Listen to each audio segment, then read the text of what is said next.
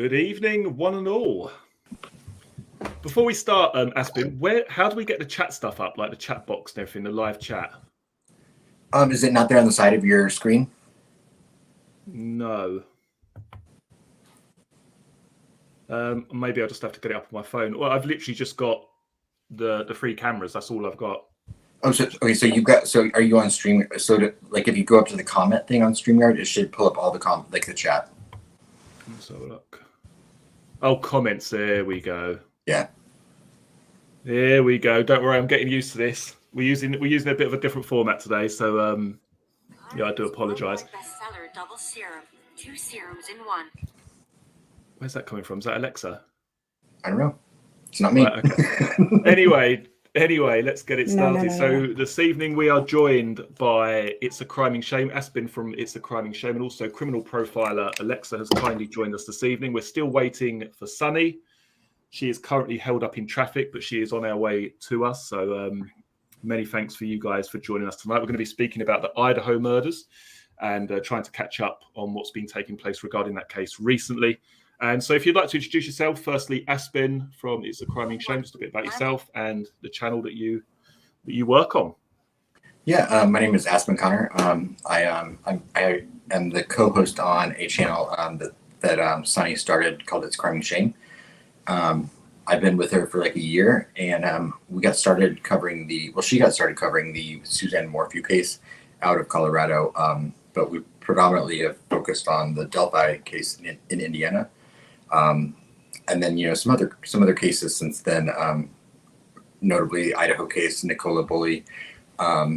Lately, I've been looking at a case in Indiana as well, of a missing child. And I do have another channel that is just my own called Aspen Connor, and it's relatively new, like 2 months. So. And I will also say that the links to these guys' channels are all in the video description box below. So when the stream finishes, before you leave, please do check them out. Pop down in the description, give them a subscribe and follow, because they do some really great work. And Alexza, tell us a bit more about yourself, if she can hear us. Can you guys hear me? Yeah, I can hear you. Because I go in and out, I can hear myself, but it's very choppy. So hopefully this will work. So hi, My name is Alexza. Oh, the fun of streaming. It's gone, isn't it? Yeah, it's gone. Is it gone? Right, we'll say a few hellos while we're here. I'm sure I've got some viewers this evening from your channel, I'd imagine, Aspen. So it's great to see him. Lenny Russell, thank you for joining us this evening. He's been promoted to chief moderator this evening. Is Alexza back? Are you back, Alexza? Let me reboot again, because this is no problem. Yeah, no problem. So sorry. That's all right. Kaylee M, welcome to you. Lizette, Lacey, Callie M, Paula, Stuart, Just Jets, Jess, Angel, welcome to you. And as I say, thanks so much for joining us this evening. We've got another guest, as I say, to turn up probably within the next 15 minutes, hopefully. Mr. Mr. Roy, welcome to you. Thanks for joining us. Karen, welcome to you. And Dawn. Let's just start while Alexza is rebooting her system there. So with everything that you know so far, it's been regarding the case and Bryan Kohberger's potential link to these murders, who do you believe was the prime target that evening, based on what you have seen thus far regarding the case? I think, like a lot of people, I think that my gut has always told me it was probably one of the third floor victims, either Kaylee or Madison. I've always leaned towards Madison. I've always leaned towards Kaylee. Sorry, but I've questioned whether that's just because her family, came out so immediately and was much more vocal, so she was more present in a lot of our minds, and we just know a little bit more information about her. But every time I start to think maybe it's one of the other ones, something happens that makes me kind of go back to Kaylee. So I could be wrong, of course, but I'm going to say Kaylee. Yeah, I think for me, I certainly side with what you're saying. I think what gives me the biggest indication is the way in which he appears to have entered the property, gone upstairs, and it would look like he's gone into what would have been Kaylee's room. That's where the dog was. Is that correct? Right. Yes. And I think that's his natural indication, because that's the place he's heading to. And he obviously, the way I sort of picture it in my mind is that he opens the door, the dog gets unsettled. That's what the downstairs occupant hears. And then he goes into the other room. And obviously there's two people in that room. And then I think as he's making his way out, maybe someone else comes out and wonders what's going on. And then it could be that he was literally there just to kill one person, but ended up. Yeah. And, with the I don't know if you like the string lights that they had around their back patio. With the layout of that house, it would have been incredibly dark and everywhere around that house with no lights on. But the one room that would have had some illuminating light to it would have been Kaylee's room that she was not in, because of that patio door and those lights being right there. So I can see where if you were to open that door, it would be easier to see there's no one in that bed than it would have been any of the other victims. Yeah. I think Alexa's just popping back in. Have I got to add her? Let's have a look. Add to stream. Here we go. Hopefully it works. I had to turn everything that I had HD, I turned it down. So hopefully this works. Yeah. And I got my kids off the iPad. So hopefully this will work. just lock them in the cupboard. No one will know. They should start reading, right? Get them to read a book. Yeah. Good idea. Just put them in the garden. Right. Right, Alexa, tell us a bit about yourself. Okay, so I am a crime and intelligence behavior analyst. And for those who probably don't know the title, that's basically a profiler. We do from crime scenes. We investigate crime scenes. We profile criminal serial killers. Are we allowed to say that? Yeah, say what you want. I don't worry about all that stuff. It never seems to affect my channel, so don't worry about it. Say what you want. And we do also analysis to prevent crime. I'm also a graphologist and a body language expert.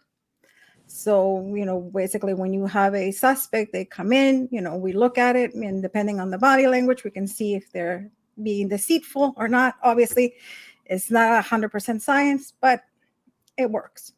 So basically I did it for 16 years. I'm retired now. So one of the questions that we asked whilst you were rebooting is, what's your first impression in terms of who was the target that evening? I mean, is there one person that sticks out to you? Yes, I always said from the get-go, I believe it was Kaylee. I believe it was a targeted attack.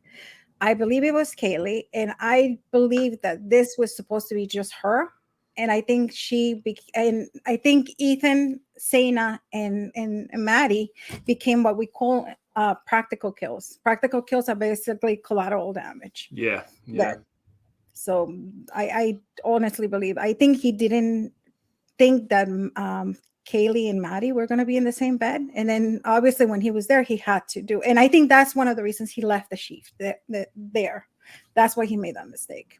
Yeah, Usually that's what I was just saying to Aspen. The way I sort of picture it in my mind is that he enters the property and it would appear that he goes to Kaylee's bedroom first and disturbs the dog. And then from there, he realizes she's not there, checks the next bedroom, and he encounters two people.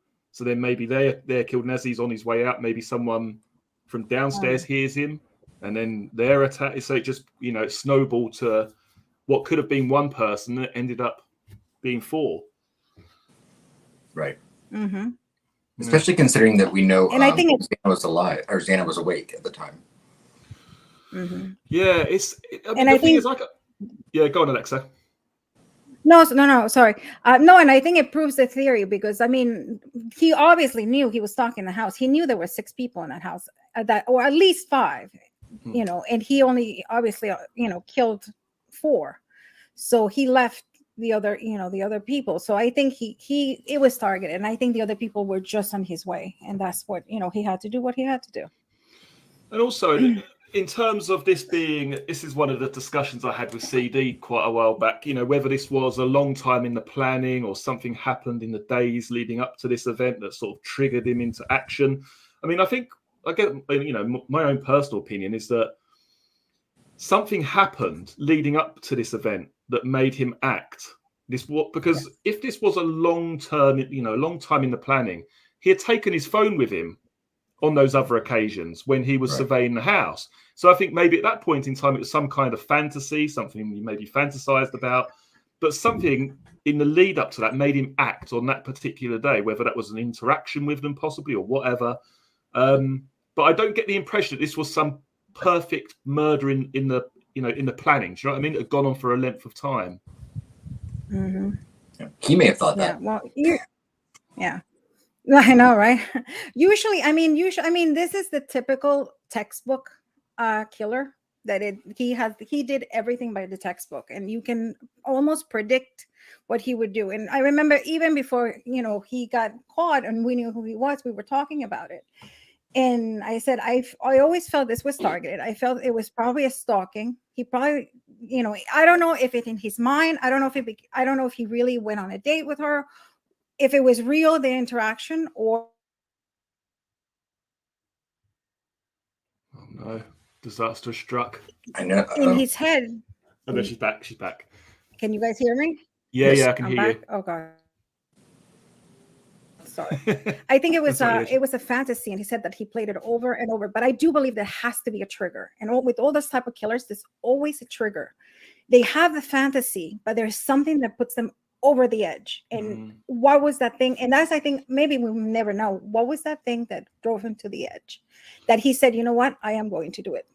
The thing is, I think it has to be something. Something must have happened, because when you look, it's not as if he was there for hours before he acted. He wasn't there for 6 hours outside the house. He didn't, not being funny, he didn't know who was in there when he actually turned up. He didn't have a clue what he was facing, in the dark as well. It just seems a little bit strange that I mean, maybe he had that date planned out or that evening, whatever. But you would think that someone who's trying to commit or at least get away with a crime, you're going to want to know as much information as you can before you go in there. But he went in there blind, pretty much, didn't he? He didn't have a clue who was in there, as to the best of our knowledge. Right. But he wouldn't be the first person that arrogance has thwarted their their reality. True. Yeah. No, and the way he killed also, it shows a lot of rage. Absolutely. Because to kill 4 people, first of all, the strength that you need to have is not easy, and also the force. So I do believe that he, like we said, it had to be. He had something ticked him to the edge. He said he went there and he did it with rage. And that's why it's so important. And I always hypothesize that usually your first victimology is very important for us, because usually the first victim is the one that is the targeted. Obviously, there's exceptions, but usually the first victim and the one that has the most. So usually the targeted victim is going to have more wounds than everybody else. And I remember, I think Adam was the one who told me that they said that Kaylee was the one that had the most wounds. Well, I mean, that came from Steve Goncalves, who said that her wounds were different than Maddie's. I think a lot of people inferred that and turned that to mean that they were worse. But let me ask you a question, Alexa. So if you walk into a room and you have 2 victims in one bed, the one that's closest proximity is to you, even if they're not your intended target, wouldn't it make sense that you might address that first? Or do you think you would still bypass that victim and go to the one that was the target? Well, that would probably be the exception. I mean, obviously, if somebody's in his way, he will attack whoever's in his way first. Like if she was first, maybe if she woke up first and saw him, she would be attacked first. But usually, they go, it's almost like, and I remember my professor always made this analogy. It's almost like, when you go and you're looking for somebody, you work somewhere and you're in an office and you are going to your boss's to talk to your boss, and you're on your way to talk to him. You're not going to stop to talk to anybody. You go directly because you want to speak to somebody. Right. Unless somebody talks to you, and gets you in the way. So that's almost the analogy that usually. But I do believe. But even let's say if she wasn't killed first, usually the one that has the most wounds is usually going to be the victim. And when mass murders, because basically this would be qualified as a mass murder. Usually they don't like being personal. They like killing as many people as fast as they can. So they don't like using knives. They use guns, and the bigger the guns, the better. So the fact that he chose a knife is very personal, because you have to get close to the person. The person's going to see you. Is going to, they're going to feel you. So it's a very personal attack. So I truly believe this is, personal for him. It was personal for him. In terms of a defense, Alexza, what do you think is going to happen if this guy does actually carry on with this not guilty? He carries on down the road of not guilty. If and when this does go to court, what is his alibi going to be? What is his defense going to be for, in particular, the sheath? The DNA found on the sheath. Yeah, well, I mean, for that, right now, so now that's the only thing that we know, that there is DNA, that he has DNA. And as of now, if that's the only thing that he can say, hey, I had it in my car and somebody took it. A friend of mine took it, and because you didn't find DNA somewhere else. I am pretty sure for a killing that grotesque, it has to be DNA somewhere else. I don't think he was as careful. I'm sure there has to be DNA somewhere else. I think in the car. Look at that vehicle. I mean, that car's got to have some, isn't it? I mean, right, okay, let's just play devil's advocate then for 1 minute. The car comes back and there's no DNA. Would you still believe he's most likely guilty based on what we have at the moment? I do. I personally do. I think so. I think it would be hard, but I think they can get a conviction on that. Yeah. But I mean, the more the better, the easier it's going to be, right? I mean, I would be absolutely stunned if the car comes back and it's got no DNA. Yeah. I would be. Oh, here comes Sunny. Here she comes. Here we go. Here we are. Hello. Sorry. Yeah, my apologies. I'm never late. Well, yeah, I know. That's all right. Besides a few minutes to the own channel, but anyways, sorry. Right, Sunny. Before we continue, just introduce yourself. I said we've got Sunny from It's a Crime and Shame. Aspen's done his introduction. Alexa's done hers. So just tell us a bit about the channel, what you do normally, all that sort of stuff. Yeah. Well, as for the channel, I never intended on being in the criming, into criming shame at all for doing this type of thing, because it's very hard on the heart. Being a deep empath. But anyways, over time, I just simply became to realize that if you block out the sad stuff and focus on the good stuff that you can do for people or bring awareness and help others, that's what it's all about. Simple as that. Yeah, so absolutely. Other than that, I've been doing it for quite about 2.5 years, I would think now, since the Delphi, but since the Suzanne Morphew case, really. But Delphi is the one that really is, I came over to Delphi once I felt like Suzanne's case was kind of, at Barry Morphew at the time I'd been arrested. But so anyways, just really enjoy stuff like this, collabing as well. And thank you again for coming on ours. No, you're more than welcome. As I said earlier to people who are watching this stream, the links to, we've got It's a Crime and Shame, the link to that channel down in the description box below, but also Aspen's personal channel. He's got his own little personal channel, so do feel free to check that out, give it a sub. And let's just ask you this question, Sunny, because we've gone through with Aspen, we've gone through with Alexza. Who do you believe was the target that night? If you had to choose one of the girls or one of the individuals who was there that evening, what's your general feeling in terms of who was the target that night? Sure. Can I just say one thing before we get going? Of course you can. So to Div Millen, he's singing, Sunny, yesterday my life was filled with pain. All right. We've got no music tonight, no sub music, no member music, nothing. Yeah. Sunny's that made me laugh own. when I seen that. But I've always believed it was Kaylee. And you know what? I was as we were coming back, I was listening to the live a little bit there, and my thoughts are really about the same as Alexa's on there. I believe that Kaylee was the target, but she wasn't in her room, and so then Madison became the second victim, and Ethen and Xana became the third and fourth. I believe that it was targeted specifically probably for the one first, but because they were both in the same bedroom. So that's somewhat. Right.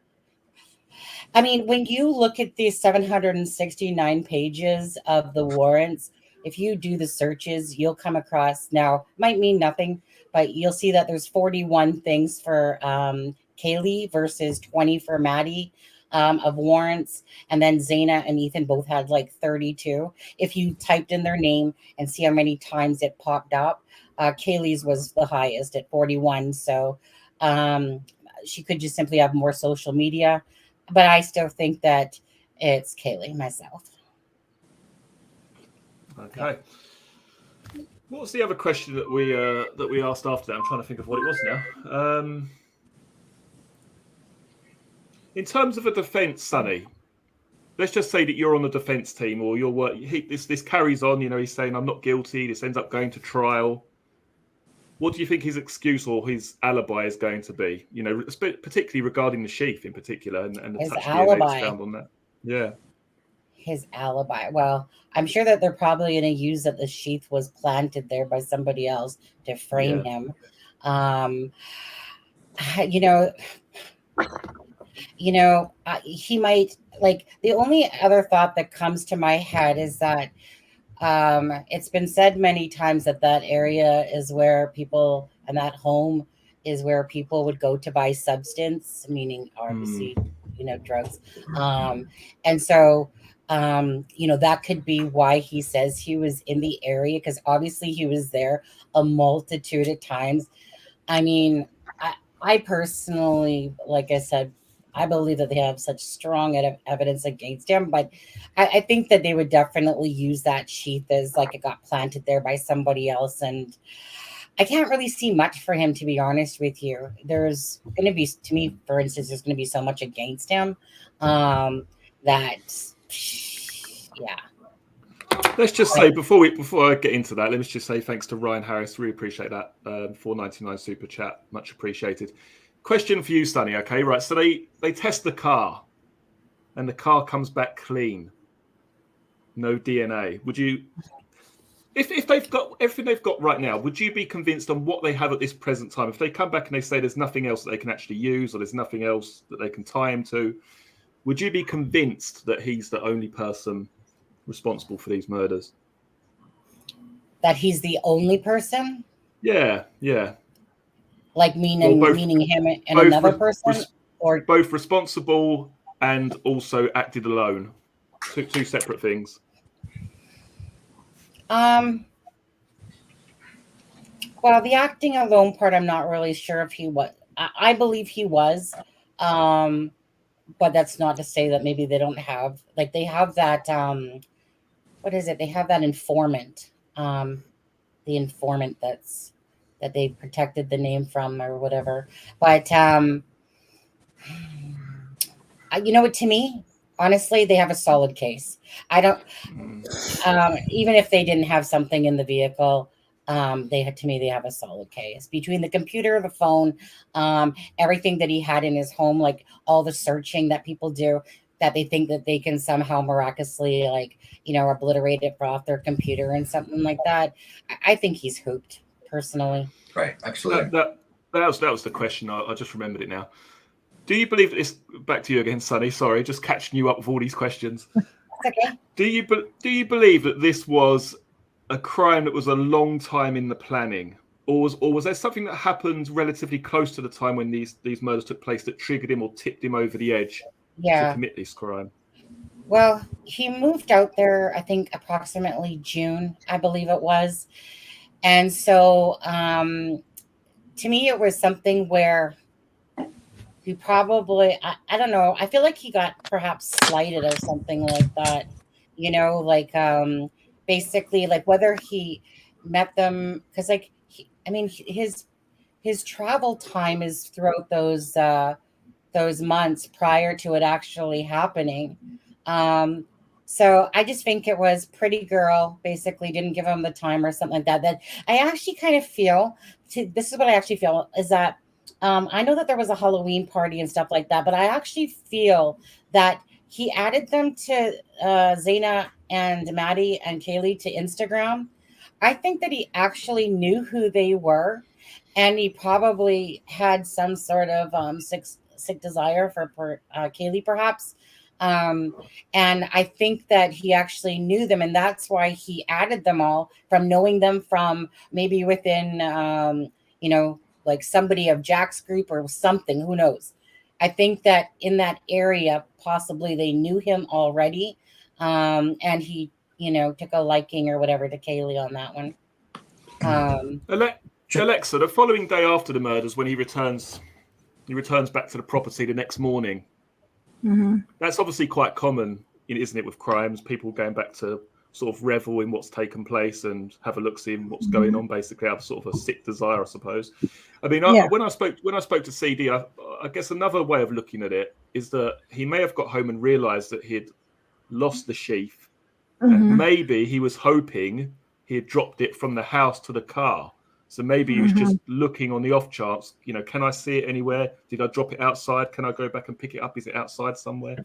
Or do you think that this was someone who wanted to go back and was probably quite puzzled at the time when he got there and there was no medical services and police and whatever? Yeah, I think he went. That's usually CD and I agree almost on everything, but I think that's the only thing that we disagree, because he thinks that he wanted to go back to get it. And I don't agree with that. I think he went there because he thought that by then he was going to see the whole glory. He was going to see the police, the ambulance, and it was going to be chaotic. So he starts, after, it's when for killers, they go through a process. First is the anticipation of killing. And then when they kill, then they start going back and they need to relive their crime. And one of the ways and this is why most of the killers go back somewhere or somehow, they go back to the place where it happened, because it's a way of reliving the thing. Usually it's within 48 hours. And I think he went back because he wanted to see that. And I'm sure he was probably pretty angry when he didn't see anything. I'm pretty sure he probably went home and did he drive? I don't remember. He did that long drive. Quite a long drive, yeah. So he was probably pretty upset. Who knows if he didn't go for a drive and then drove back past it to see if he did drive around. May I add to that really quickly? I apologize. No, of course. Because I agree with Alexa. I believe that I think he went back with the intention that he was going to see the glory of his work. And so when people say they think he went back for the sheath, my question would be, when he drove back by the house at 9-something in the morning and there were no police, nothing there, then why didn't he go look for it? If he was going back to get the sheath, why didn't he go try to find it? Daylight, scared. Well, but why drive back trying to find it and then not even park? Yeah. So yeah, I'm not sure what you guys feel on that one. Sorry, you guys, my stupid notifications want to go off all of a sudden, but I've always kind of felt it was more that he went back for the sheath myself. If it perhaps fell. How long was he actually there for? Was he parked up for about 9 minutes off the top of my head? I can't remember the exact how long. When he went back the next day? Yeah.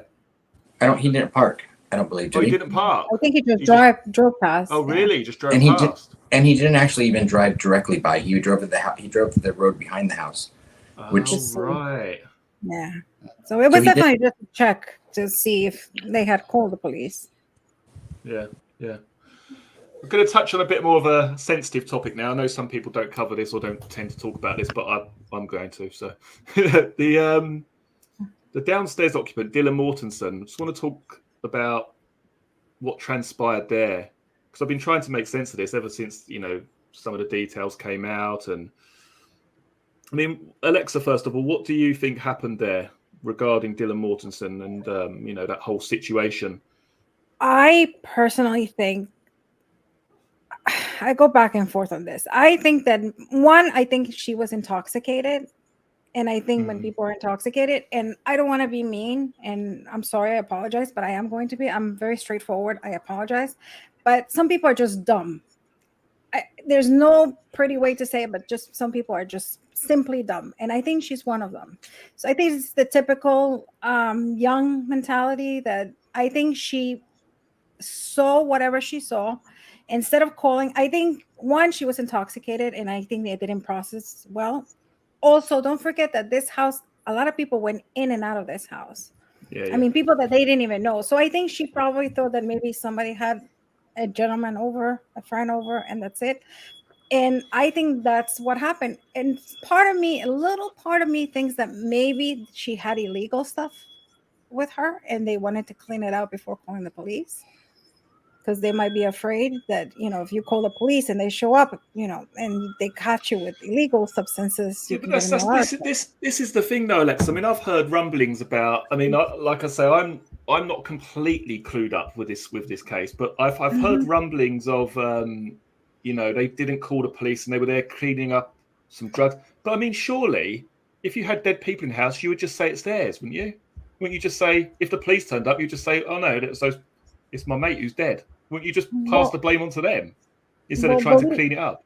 Believe it or not, the police, I don't think, between an offense of illegal substances and somebody getting murdered, I'm pretty sure being murder is going to take place. I think the police wouldn't even say anything. I've seen cases that they have found things that it's okay, it's there, but they don't do anything about it. I think the murder would have been more important. Well, but exactly. I think with her, she was there. They don't know, they don't know the law. They, they're young and stupid.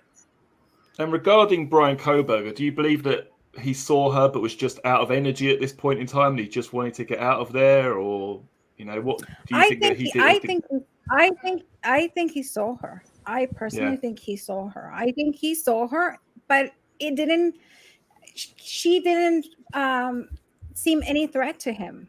So I think Xana and Ethen, they were killed because they got in his way. I truly believe that maybe Ethen or Xana, maybe crossed paths with him, or they said something, or they went to see, and that's why they got killed. But I think with her at this point, he was on his way out. There was no point, and this is why I think that, and this is what proves to me that they were practical kills, because why didn't he kill her? If he was a mass murderer, the more they killed, the better. So the fact that she was left alive, to me, as a criminologist, it tells me that he wasn't interested. She was no threat to him. So that means that the other kills were practical kills that they got on his way, and he had to kill them.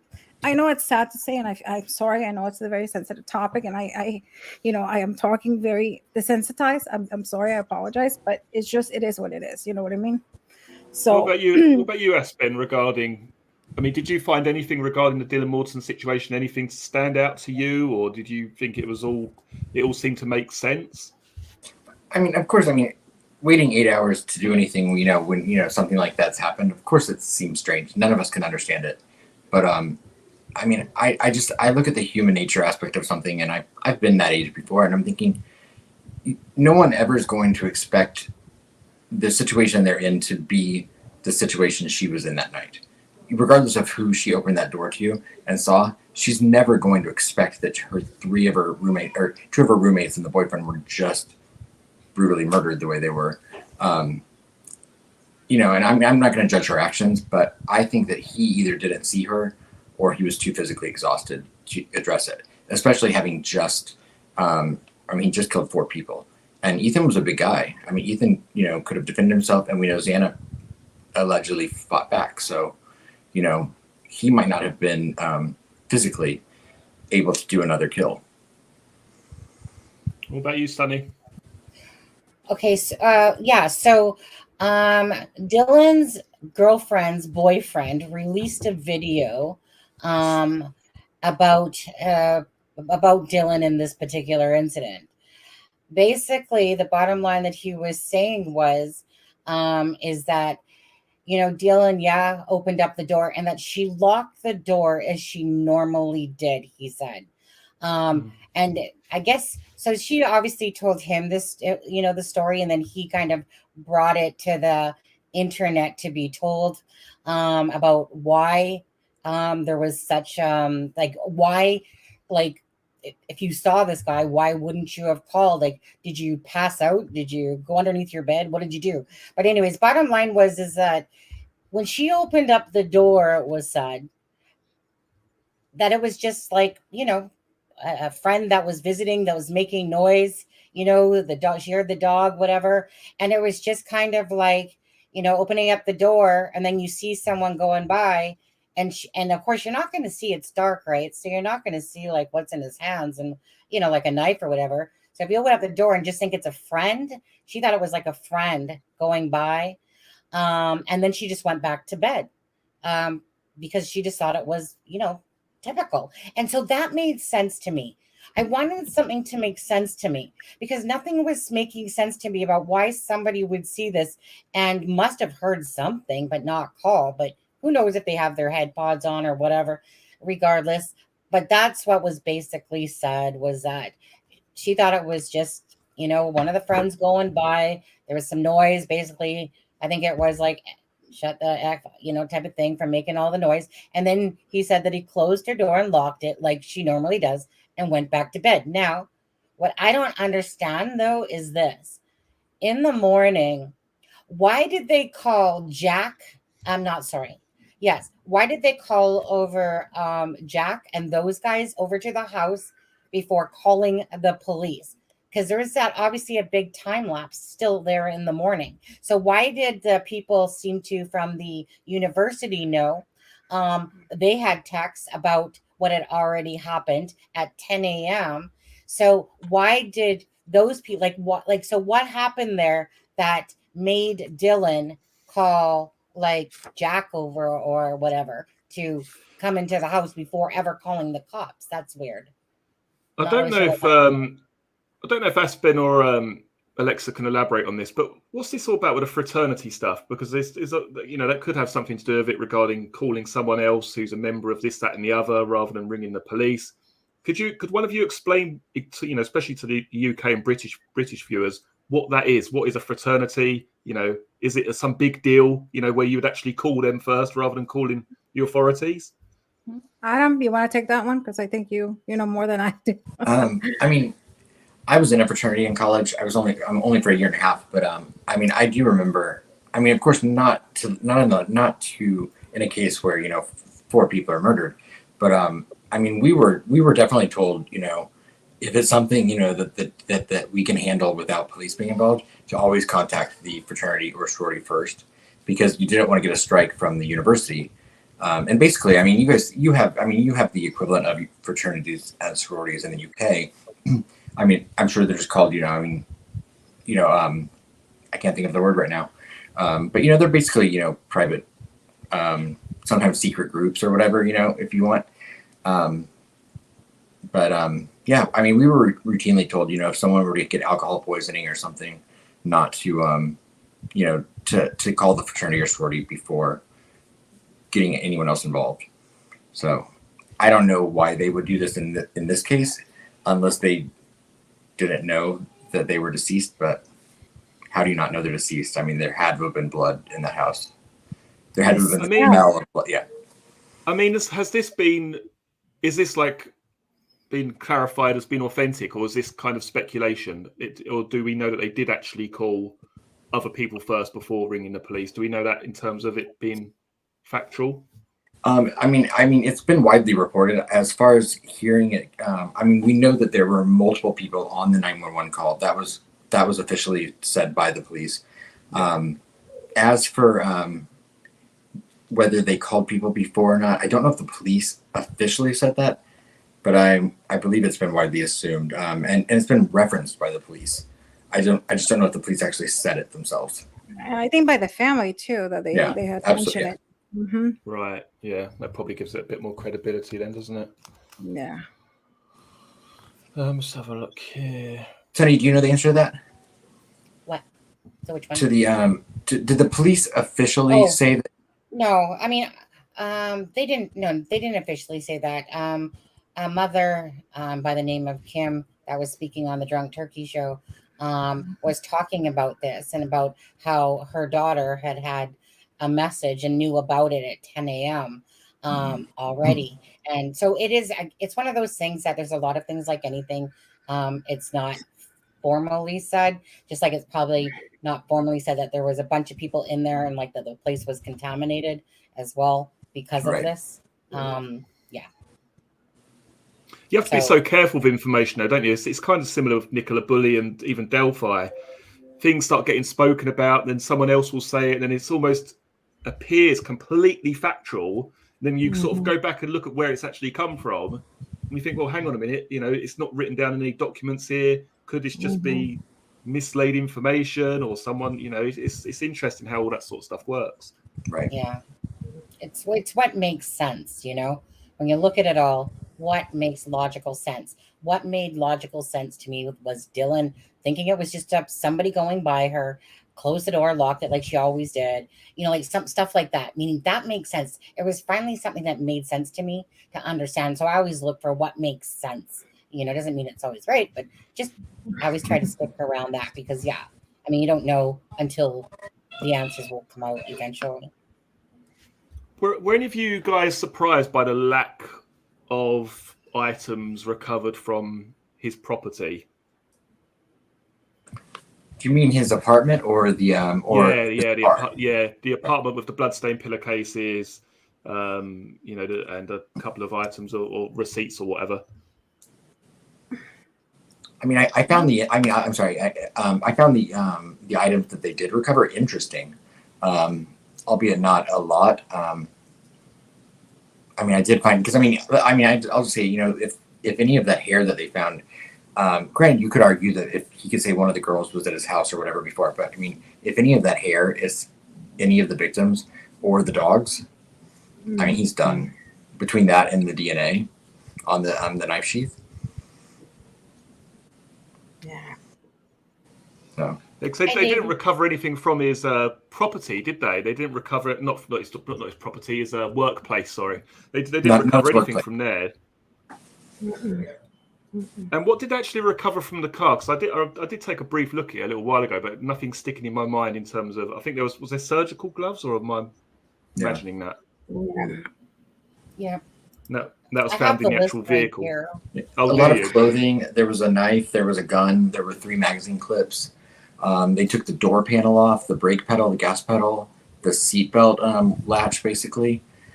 They took the shovel. I found interesting because I'm like, why take the shovel? What else was there? What else was in there? I don't know. 3 laptops. I have the list up, but it was like, green leafy substance, documents, white paper, book. Hey, what about that one, eh? The book with page 118. Yeah. A lot of people are trying to speculate on that one for sure. Yeah. But you have to imagine, don't you, Sunny, that they're going to recover some DNA from that vehicle at some point. Surely, I always remember this, that an affidavit, when they're doing like letting us see certain things or whatever, that's only so that they can get the search warrant or whatever. Not the search warrant. That's only so that they can go forward with the case. So there's going to be more to spill out, of course, because we're not going to be shown everything. And I always remember that because I know that with Delphi, with other different cases, is that it's the same thing, right? They show the minimum amount of probable cause, and so I think that there's going to be more to come for sure. So what about? Do you believe? Let's go through everybody here. Start with Aspen. Do you believe that he acted alone? Yeah, absolutely, I do. I don't think there was any accomplice. Alexa? Same thing. I think he acted alone. People like him don't work together with people. So alone. Sunny, same? Yeah. Yeah, same for me as well. Yeah. I'm not sure what your chat thinks, but go ahead. Sorry. Yeah, when is the next hearing? Is it June? June 26th. And what do we expect to hear, or is there going to be any new information released, do you believe, after that hearing? Well, it's a plea hearing, so because Brian Koberger has not actually entered a plea yet, and so I would assume that granted they've scheduled multiple days for it. It may just be in case one of the days falls through that they can that they have a backup, or they could there could be a lot more things to present than just guilty plea or innocent or not guilty plea. So at that point in time, we're not going to be hit with another load of items recovered from here, there, and everywhere. That's going to then take place. Do you think if it then goes to trial? I'll let one of you answer. Sorry, I feel like I'm hogging the. I didn't actually hear the question. Sorry, I was a squirrel. So Yeah, I'm lagging. We've got this hearing in June, Sunny, for Brian Kohberger. Yeah. When do you assume that we're going to get some more information in terms of items found or DNA found? Will it be then, if it goes to trial, will that evidence then be released to the public, or will it be at some kind of hearing after June? Or I don't think in June we'll get any more. I think when it comes to the trial time, we'll see. That's when we'll see it. Yeah, because obviously it works a lot different. In this country, it's literally just a court case and that's it. We don't get little bits of information beforehand. So for someone from the UK, it's kind of hard to anticipate what's going to come out at certain stages. Yeah, there's going to be a lot happening in June. Hopefully, Nicola Bullies comes out as well. Hopefully we learn some answers. Hopefully then as well for her. But a lot of things were set for June. It's almost like stop. I know. They need to stagger them better. Huh. When is the Richard Allen? June. Is that June as well? I think, is it June 29th or 21st? Honest, I think it's somewhere right around there. To be honest, I get confused because there's so many different dates with June. Everybody's in June. And is that going to be a similar hearing to the one that Brian Kohberger is going to face? Is that going to be a plea hearing when he's going to say guilty or not guilty, and then it moves forward from there, or is it a different kind of hearing that Richard Allen's facing? If you know. Go ahead, Alexa. No, I believe it's the same. I don't know. I'm not too into that. I think it's a similar one, right? That he's going to plea whether he's guilty or not. I'm trying to think now. Is Richard Allen? Is that what it's scheduled for? Is he into a plea? I don't think he has he? I don't think he has. I'm a little confused with all the cases. I don't think so, right? Was that the one that was supposed to be in February, right? That got moved? Yeah. Okay. Yeah. Mm-hmm. You see, I got confused with all the cases. Oh, yeah. And it's his bond hearing. It's his bond hearing, and is his plea bargaining. Right. Bond hearing. Because they will be releasing some discovery, because they'll have to argue why in the United States, if someone gets a bond hearing, they'll have to the prosecutor will have to present some information as to why this person should not be released on bail. And so, we might get a little bit of information with Richard Allen as far as Delphi and why he's, why they think he shouldn't be released until the trial. But I mean, both Idaho and Delphi, I would not assume, or I would not expect a trial to be held this year at all. I mean, I think 2024 at the earliest. Yeah, and Alexa, what Lions? Go ahead. Yeah, I was going to say, Alexa, just change the subject briefly. After this crime was committed, let's assume that Brian Kohberger is responsible for one moment, that he's responsible for the murders. How difficult would it have been for him to keep up appearances the next day when he continues on with his normal daily life? He goes back to doing his classes and whatever else. How difficult do you think that would have been for an individual like Brian Kohberger? Not very difficult, because I personally believe that he's a sociopath, and people that are sociopaths, they are they don't process emotions like we do. Physically, if physically they cannot process emotions the same way that we do. So I think he was probably a little bit extra than usual. And I do believe some people did say that he was a little bit more talkative, a little bit more hyped up a little, maybe. More controlling of the situation.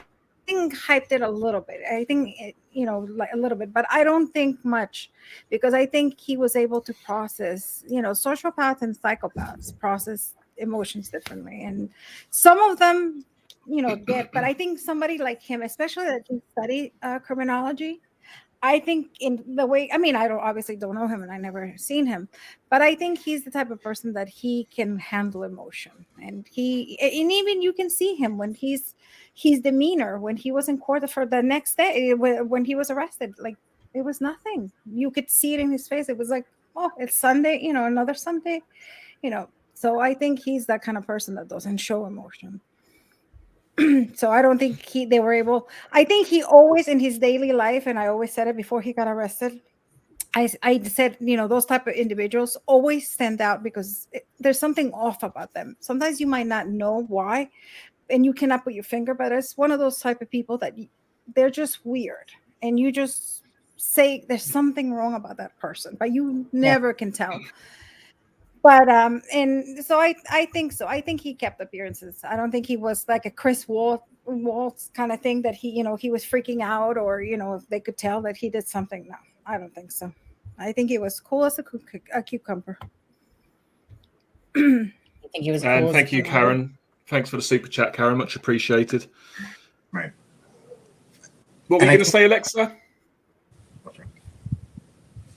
Sorry, I'm lagging a little bit. That's all right. I cut off someone. Who did I cut off? Was about Brian Koberger's hearing is a preliminary hearing, and bail. I just looked it up, and a plea bargain. It's expected to last for 5 days, and Richard Allen has pleaded innocent. His is a bail hearing in June, and it's June 15th. Yeah. Sorry, just wanted to clarify that. Yeah, thanks for doing that. I appreciate that. Thank you. So he has actually pled not guilty then. So that one is most likely, you would imagine. I mean, so let's just clarify this, especially for the British people watching. So he's pled not guilty, but I'm guessing that he still hasn't had all of the information in terms of what the prosecution have against him. Is that right? Exactly. So will there be a stage before a trial when they will get that information? Yeah. And then they'll have to be presented before trial, but they'll have to be presented before the bail hearing, and then anything they get after that, they'll have to be presented before trial. Or if anyone followed the Alex Murdaugh trial, they got information in the middle of the trial, and the state had to turn it over during the middle of the trial. So there is still the possibility then that if the evidence became overwhelming, that he could then change his plea before it went to trial potentially. Yeah, I believe so. Right? Mm-hmm. Yeah. Interesting. Yeah, I mean, he can change it at any time, but yeah,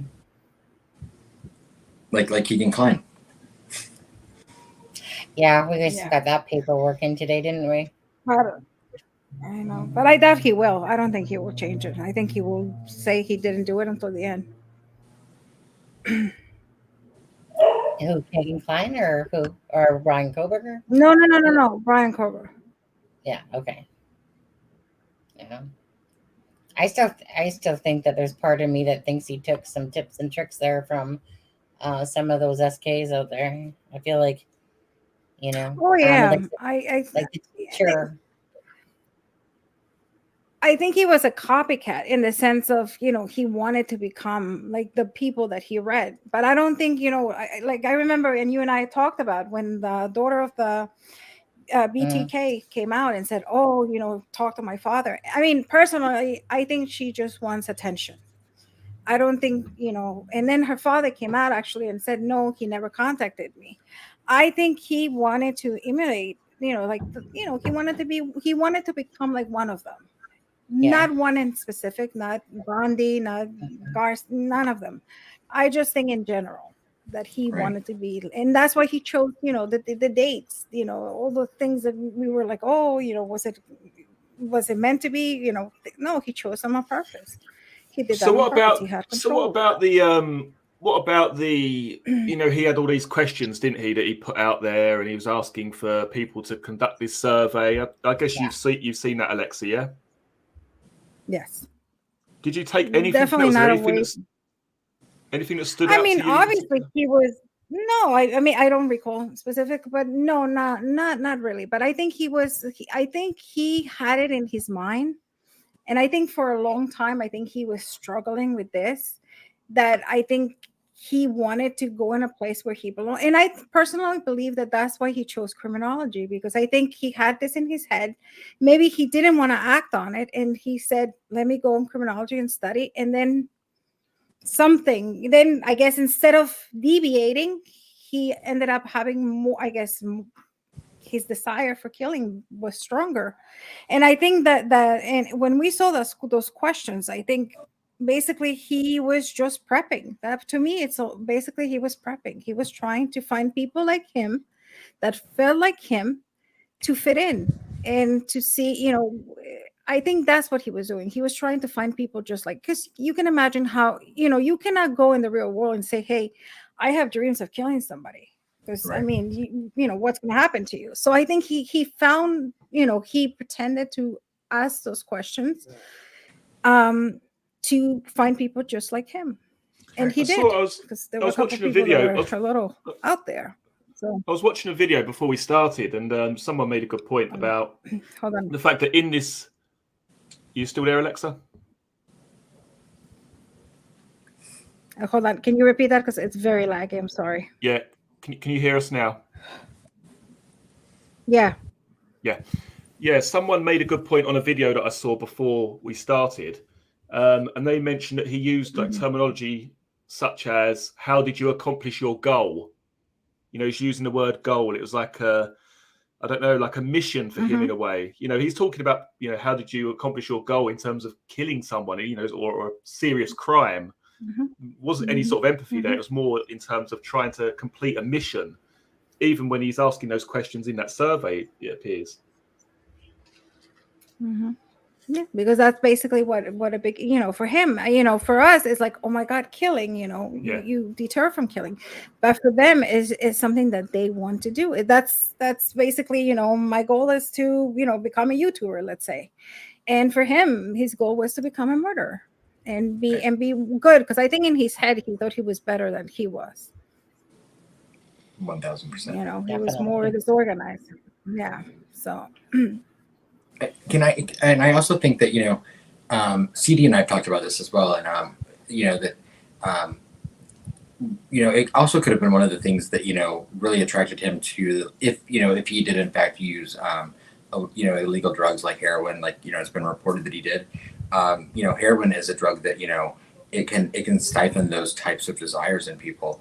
And so it actually could have been something that, that kept these things from coming to light earlier in his life, because he got involved with drugs. And once he got sober and clean, he didn't have anywhere to put those feelings he might have had. And that's speculation, but. Thanks, Nina. I appreciate your comment. Just catching up with some of the chat there for a second. Let's just go through some of the comments. Bear with me. I'll just say a few hellos while we have a little break. Paula, Johnny, CH, Jeanette, where's Nina? Nobody knows. CH, Ryan Harris, welcome to you. Let's have a look here. Mark, Jess, thanks for joining us. Really appreciate you joining us this evening.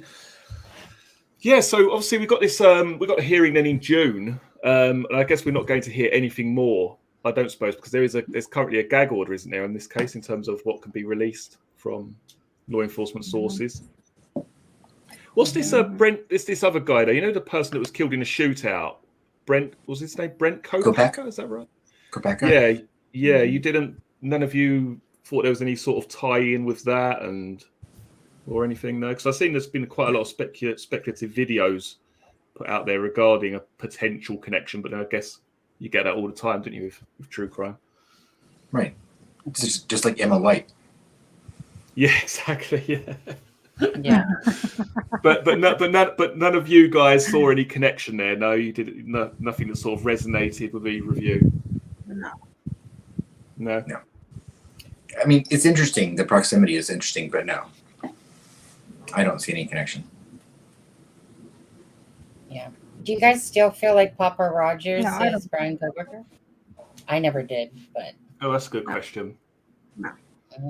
I think when I was reading the post, I don't think so. The lingo is completely different. I don't think so.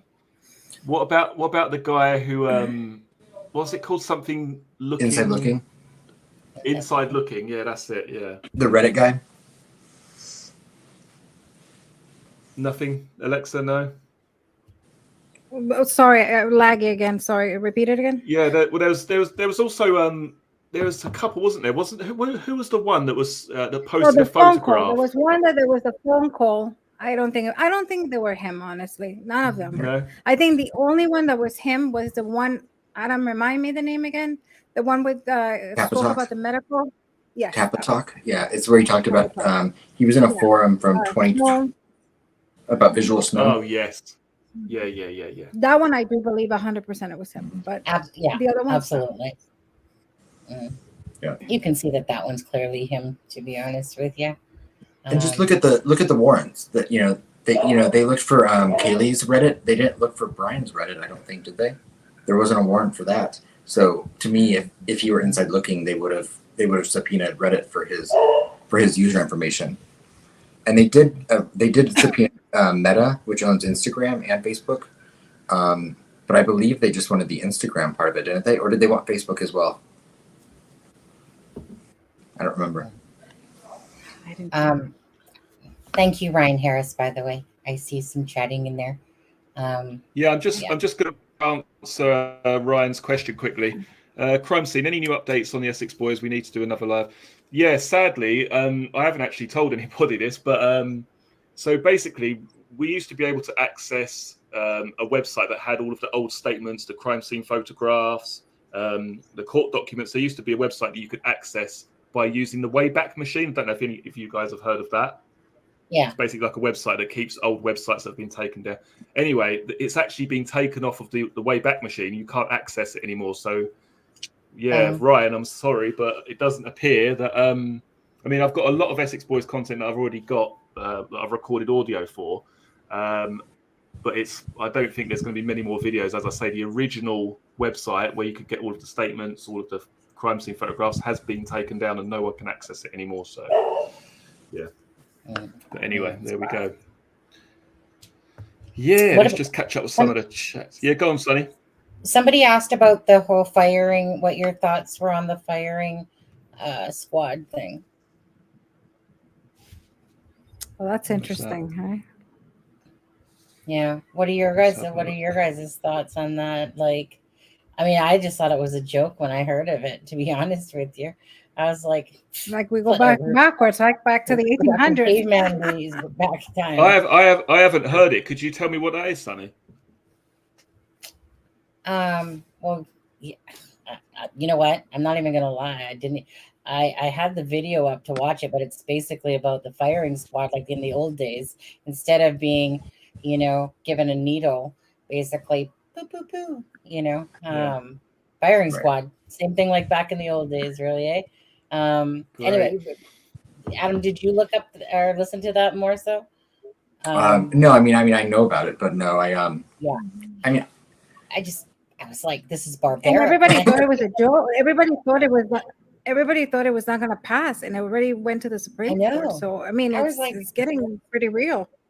Well, the nice thing about, I mean, I'm not advocating for it, but the nice thing about it is that it definitely helps the guilt factor from the executioner, because when they do a firing squad, no one knows who has the there's usually not everyone knows who has a blank and who has an actual bullet, so they can't then be like, oh, you're the one that killed it. Russian roulette. Yeah. No, but it's not so much about that. I think it's just the fact. I mean, I prefer, honestly, just give them a lethal injection. Keep it clean. Keep it away. We don't. What is this lynching in the public square next? Right. I mean, we should. Less messy. Terrence, I get it, but I mean, I guess I could probably offer them options, like on a piece of paper, and be like, "Did you want a knife, a rope, scissors? What a hang? Like, what do you want? A drowning? Mm-hmm. I don't know. It just seems so weird when I seen that. I was like, "Is this for real?" Like, I really didn't. It just seems so barbaric that way. I don't know. I'll just keep it clean. Let me just do a quick rewind, because I'm not sure if I asked you this question, Sunny. Before they actually caught or arrested Brian Kohberger, I'll tell you what, I had some weird bloody nightmares about this case. I tell you, I had some proper nightmares before they actually caught this guy. Oh no. I think it's absolutely terrifying, isn't it? It was just a terrifying situation. But who do you think that they were looking before they actually got Brian Koberger? In your mind, who were they looking for? Or in your mind, who do you when you sort of build a picture up of who they might be looking for? Did Brian Koberger fit who you thought they would arrest? Yeah, you know what? I kind of put him in his, I don't know, like mid-20s to early 30s is kind of what I had in mind. You're talking about, how you visualize something? Yes, is that what you're absolutely saying? That. So let me put it this way. I don't usually feel like I'm that great at picturing, but I would say that he really actually just kind of fit the bill.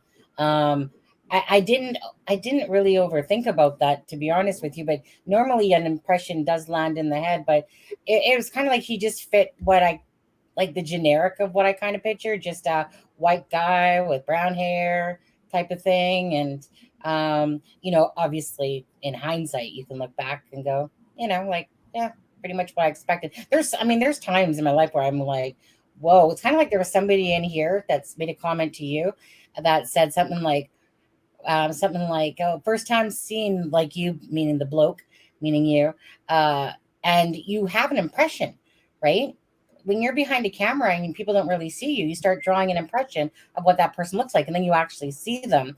So I've had those moments, where I've literally went, oh, what, because sometimes the voice doesn't match what you're looking at sometimes. and did you believe this was someone, obviously we're talking about before he was arrested, did you think that there was a connection to the victims, or did you think at the time this was a random act?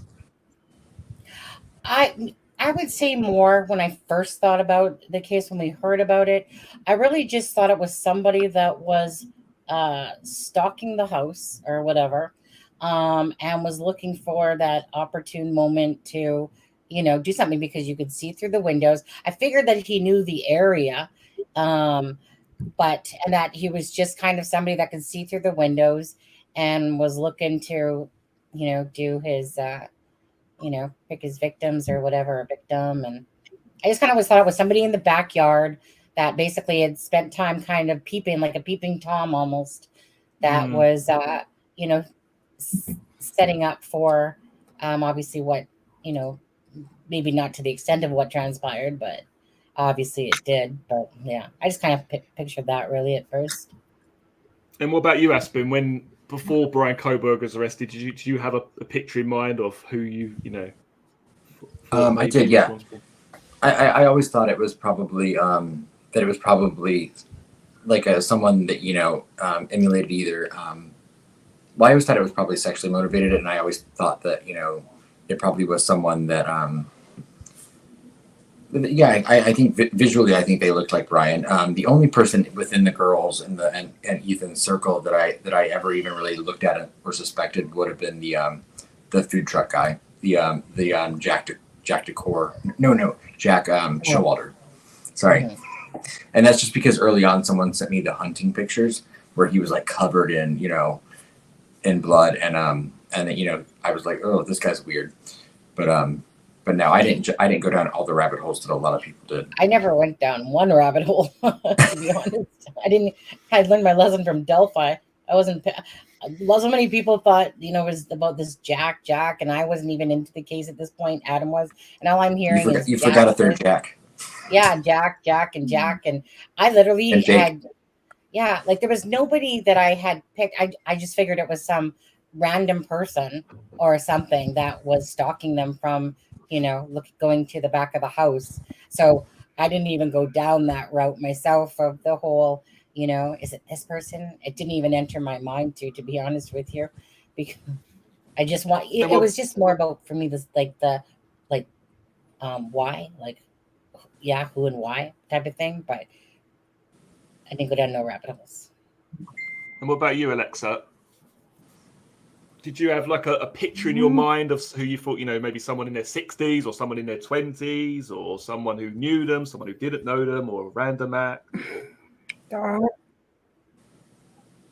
Okay. Can you hear me? Oh, God, I'm lagging again. Yeah, I can hear you. Can you guys hear me? Yeah. Yeah. Okay. I think you asked the same question as them. Actually, I went back and I actually looked at it because we actually made like a mini profiling. I think it was the day after Christmas with Sunny. So if anybody wants to watch that video, that's when we made the predictions. I always had in my mind, I knew it was somebody. Obviously, I knew it was a male. I knew that it was somebody younger than 30. One of the things I knew is that he would stand out, and when you would ask people, they would say there was something odd about him, and I knew that was something. And one of the biggest things that I made, and people were like, wow, I can't believe you said that. Going back to the textbook mentality of, he's literally the definition of a textbook, was that I said that he was going to make a mistake, and I said he's going to get caught because usually they make a mistake. And sure enough, so I think, he fit everything. Like I said, he's like the typical, killer definition in a textbook. Like there's nothing ordinary. I mean, nothing, he's ordinary. There's nothing that stands out from him. So that's why I was able to make, such a detailed, I guess, prediction. And do you think he actually? Sorry, I'm lagging again. That's all right, Alexza. When they caught Brian Koberger, or I should say, after the crime, the fact that he'd left a sheath behind, do you think that he thought to himself, "My time's limited. I'm done here," or do you genuinely think that he thought he was going to get away with this? She's vanished. Sunny.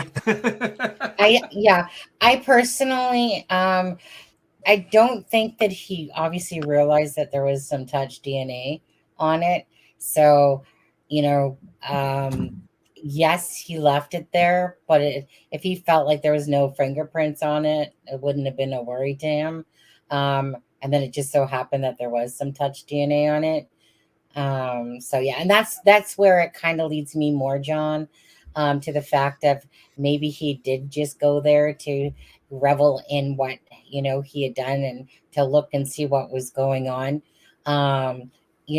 Because there's a couple of things that more lean towards that direction of it. But yeah, that sheath, I mean, the sheath is only part of the puzzle, but that sheath is going to come bite him in the butt for leaving it there. I wonder if he was kicking himself. That's why when he got, like, he knew he had his sheath, like, where did it go? And, I'm sure he doesn't even remember where it went, because when you're in that state of mind and you're maybe expecting to only, take out one person, but you end up taking out 4 that night, I'm sure he was like, wondering where it went. And I bet you any money he was kicking himself for it, for sure. I think what confuses me, though, is the fact that I agree with you. I think that he would have been highly strung, highly stressed after he realised that he's left his sheath there. But then he's somehow been able to compartmentalize that and then continue on and act kind of normal, really. Right. Well, don't you think he had gloves on when he committed the act? Probably.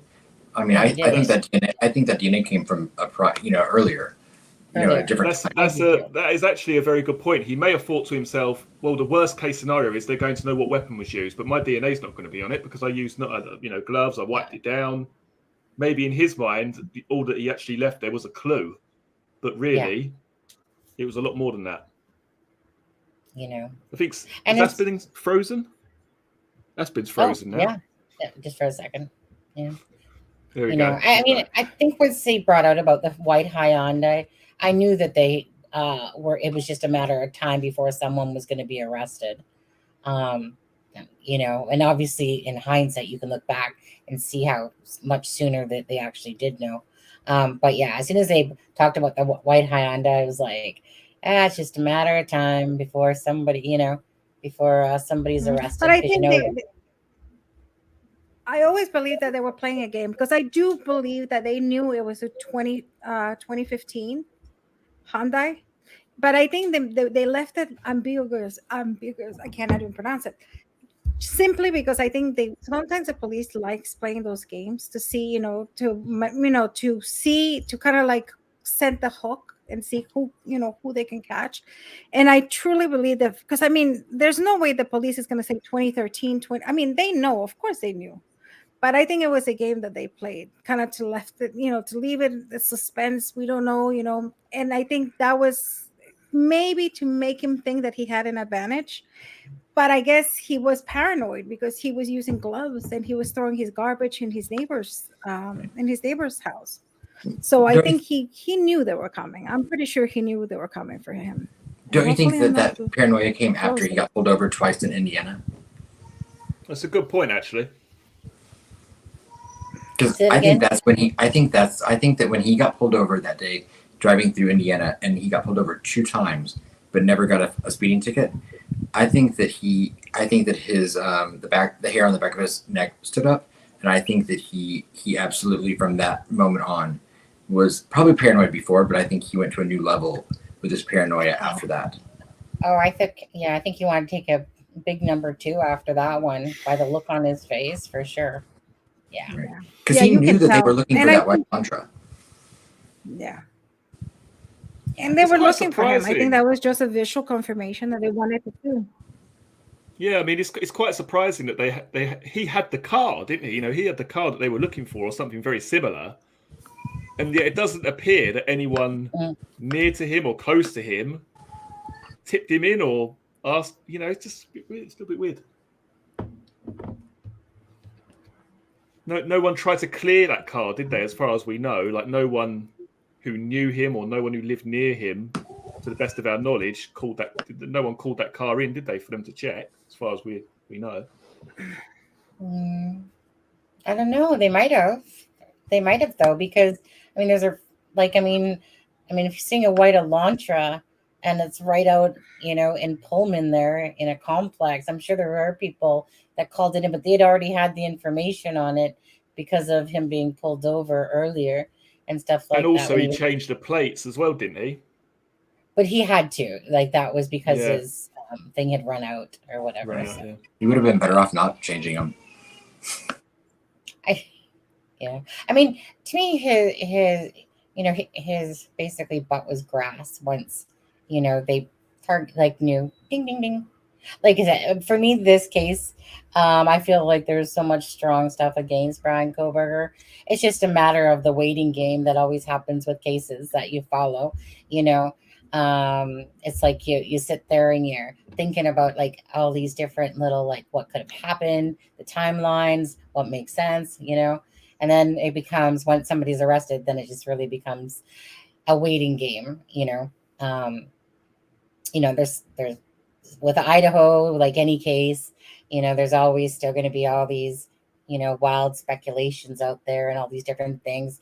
Some of it because there are actually people that still want it, and other people are just riding the wave of it, for the clicks and views of it still, because it's still getting, its thing. But after it hits a certain point, it does kind of, I want to say, settle down, once somebody's arrested, for sure, because then it's just a matter of, okay, well, we got all this stuff now. So I think with this case, it just becomes a matter of, okay, was there somebody else involved perhaps, or who was it for? I think that's the most, probably the most widely want to know thing is, was it Kaylee or was it Maddie? There's not too many people out there that believe it's Xana or Ethen. Yeah. So, I mean, we don't cover it quite as much. We still cover it, but not quite as much for that reason. You can only ride something, to you, and then there's other people in other cases out there that. When there's an update in the case, we'll cover it. But I mean, substantially, there probably isn't going to be a ton until June. I mean, it was interesting getting the item seized from the Pennsylvania from his parents' house and from the vehicle. But now there is a set of documents that they've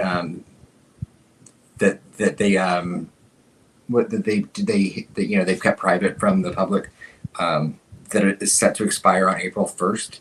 So unless they file a new order to keep those sealed, there will be a couple of documents that probably come out on, I think the first is a Saturday, so they'd either probably come out that Monday the 3rd. But I looked at what they were, and they're not like super interesting documents. But that would be the next update. Is it more like Word documents? More like what? Is it more like what we saw last time in the 769 pages, that type of stuff? No, I mean, I don't remember it being consequential. I mean, it's been a while since I looked, but I remember that was the date of the next thing that was set to expire. Yeah. I mean, any information that we get is good information. Do you know? So I love people that say work within the system and that they feed us information and stuff like that. You gotta love, I'm sorry, but I gotta love those people because they shouldn't be doing it, but they are. But it gives us a little bit more knowledge, stuff that maybe, we shouldn't have the knowledge of, but we get anyway, kind of like with Delphi and stuff like that. And it's just like, thank you. Because other than that, right, what the LE usually tells us.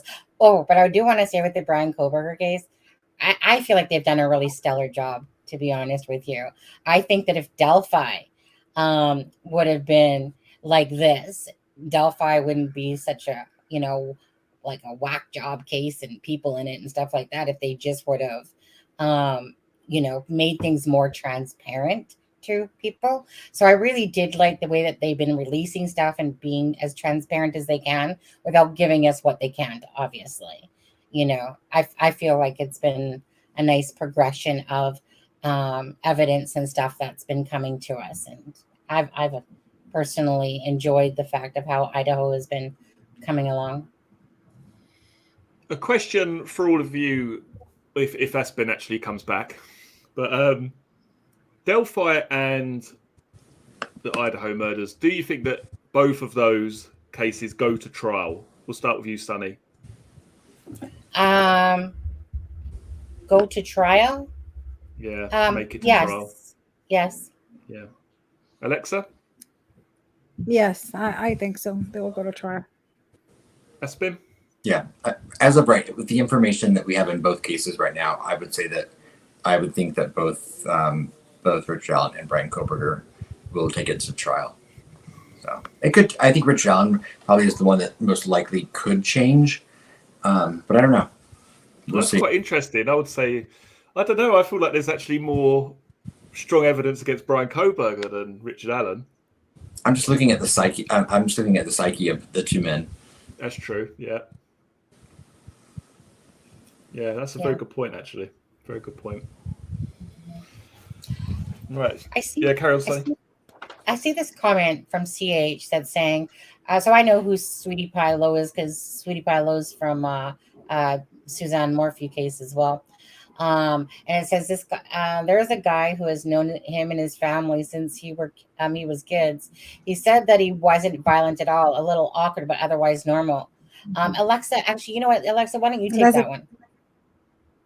That's actually what I said. And if you remember, I always reading his what he, when he was younger, I was able to deduce and make, an inference, I guess, that he wasn't. I always believed that he wasn't born violent. I think he became a sociopath. And always people, and the easy way to remember is psychopaths are born, sociopaths are made.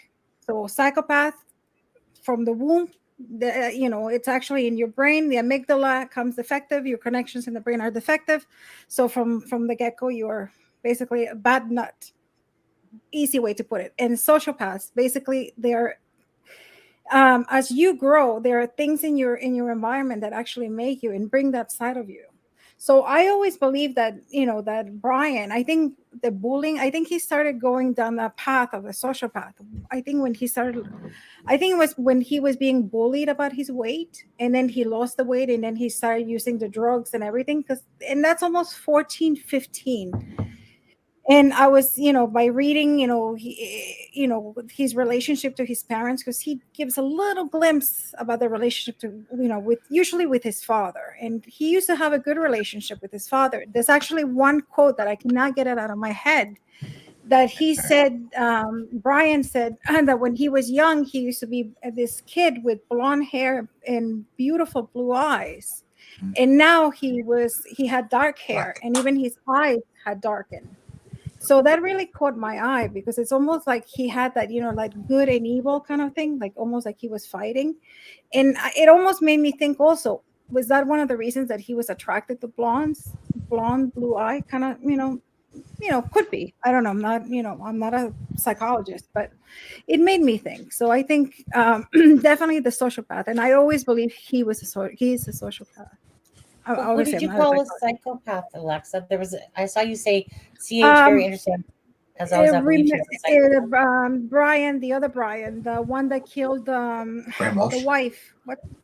Oh, Brian Brian Walsh. Yeah, Oh, yeah. you can tell he's a psychopath. He is from Anna. the get-go. That is Not a good time to be named Brian. No. Don't name your kids Brian. We're so over Brian and Karen's, to be honest. Yeah. yeah. So No I Brian's mean and that whole Karen. that whole sociopath, psychopath is, it's honestly fascinating. And I think when you get to grasp it, when you see this, the true, especially people in the true crime community, when you get to grasp that idea, it's so much easier to, I guess, to see the cases, because you see the cases in a completely different way. Mhm. At least I think. You guys are like, okay, shut up. I agree. Move I was just thinking in my head, remember because you did a little bit of a writing analysis on Brian Koberger's signature, on. which you have done many times in different things, actually. Yeah. And so, do you remember what some of that was you said about that? No, honestly, no. His I don't remember. his signature, remember his signature and his writing, printing and Right. his writing were like so I different. remember I did it, but I don't recall it. His precisely. signature is something else. I don't even remember. And his dad's isn't. But I thought it was weird until I saw his dad's. His dad's signature is not super different. No. Really, I haven't seen the dad. That's interesting. I haven't seen the dad signature. Something I have to look at it. Ryan Harris. No, Alexa doesn't have her own channel yet. One day she'll do it, Ryan. I get it. I told her she needs her own account. She needs her own YouTube channel so we can appear on there. Yeah. Yes. Yeah. Right. Have any of you guys got any other questions or topics you want to discuss regarding the Idaho murders before we wrap up proceedings? No, I was just looking at people's comments. Sally, we kind of already touched on that topic. Sally's from That's a Crime and Shame channel, and yeah, most of us don't believe that that there was anybody else besides Brian Koberger involved when it came to that. And then someone just said, Chosan, Rosan, whatever. How do you feel about his Reddit survey, which we talked about, I think, a little bit as well. Like, Right. No, I wanted to ask you guys this because I always forget. Was that survey something that the school had as part of the program curricular, or did he literally write that up himself? He did it for his dissertation when he got his master's. He did it when he got his master's degree with the Sales University. But you actually you're talking about the Wayback Machine. I actually was able to use the Wayback Machine and the Reddit handle that he used to do that survey is where I found like the stuff that he had commented about OnlyFans on certain girls and certain like YouTube people, and like including like Miss Rachel, who's like a little kids YouTuber. Weird, like that you're like.